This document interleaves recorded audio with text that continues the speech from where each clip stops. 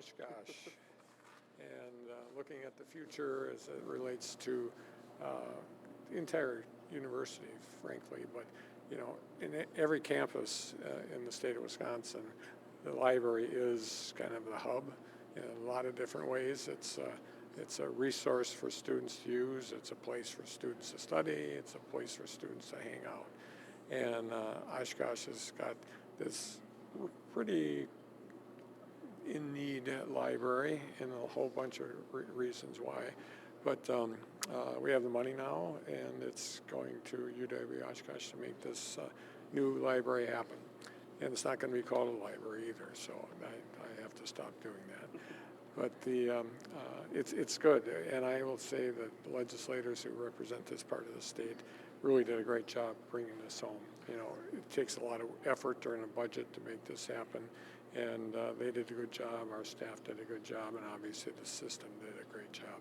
So it's one of those good stories. Be glad to answer any questions. Right, so I'm a recent graduate of UWO, and throughout my time here, I heard all about Polk needing to be reworked and revitalized and things like that, and it's interesting for me to feel that way about what's happening now. How does it feel to kind of see what's going on and now that they finally can get in motion? Well, there's a lot of excitement about it, and you know, the fact that you're not part of the university anymore, but you still think about what it was like in this place.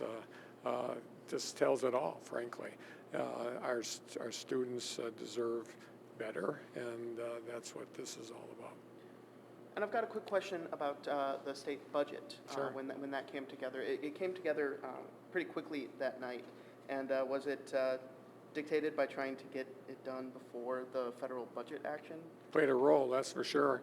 I mean, when you have the opportunity to stabilize our healthcare and our hospitals across the state, that was really important. So yes, that was a driver, but it was a good driver. I mean, we had a good outcome on that and several other things. And frankly, there was probably enough conversation already, so let's just finish it out. So it was a good reason to do it, but at the end of the day, it was time.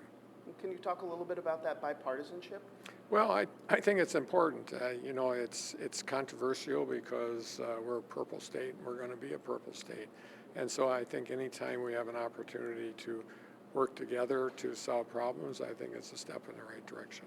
Can I get a quick comment from you on the state Supreme Court ruling banning the practice of conversion therapy for people in the LGBTQ?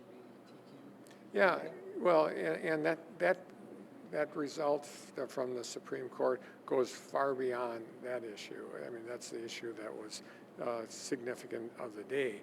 What we had is kind of a rogue group of folks on the Joint Committee on Administrative Rules, and they were just stopping things. And you know, we go through the process as it's laid out in law, and this committee just decides, and their leadership just decide to say, well, we got to think about this, or we're not going to let this happen. Well, there's no laws that say that they have that authority. So I think it was a good win for us. You know, obviously that one place that you mentioned, the one change that they wanted to make, you know, that's one thing. To me, it's a bigger thing. The Joint Committee should not have had that authority. And I've got another quick question for you, kind of about the dredging work veto that happened. Why did you veto the dredging work near Brillion for the North Branch Manitowoc River, yet keep other dredging projects in the budget like ones in Kewanee and Green Lake? Yeah, we have. I didn't want to spend a lot of time during the budget, frankly. We have the money for all those projects. They go to the DNR, get the approval, and so that's where we hope to be. I mean, the idea that somehow every dam, every taking dirt out of areas where you used to have water, that sort of thing. I don't know if that should be in the budget. I think we have put money in the budget for that. The DNR works with that, with those folks. The ones that got through are ones that had the most severe issues. Governor, could you comment on your decision to veto the decommissioning date at Green Bay Correctional? Yeah, and I was sending a message. First of all, Green Bay Correctional is going to go away. There's no question about it, whether it's me or anybody else. The concern I have was that the legislature didn't, the legislature and the people working on the budget did not, you know, we have to do a whole bunch of things before we close down Green Bay. We're going to close down Green Bay. So we left that part in there. We took out the date. If I had my druthers, it wouldn't be 2029. It would be tomorrow.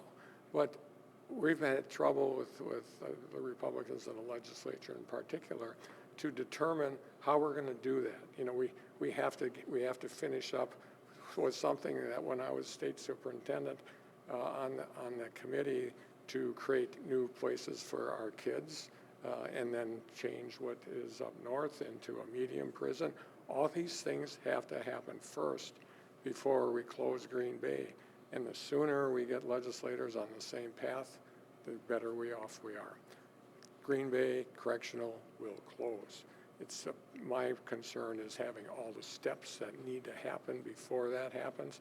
I mean, it's not like we could close it tomorrow and, okay, where are these people going to go? We have to have all that in place. Simple as that. Okay, thank you all. Thanks. Appreciate it. You bet. Thank you. Do my vote. Thanks, man. Sweating out here. A lot of work on my arms. We still have Thank time? you. We don't have time. I'm going to give you one more.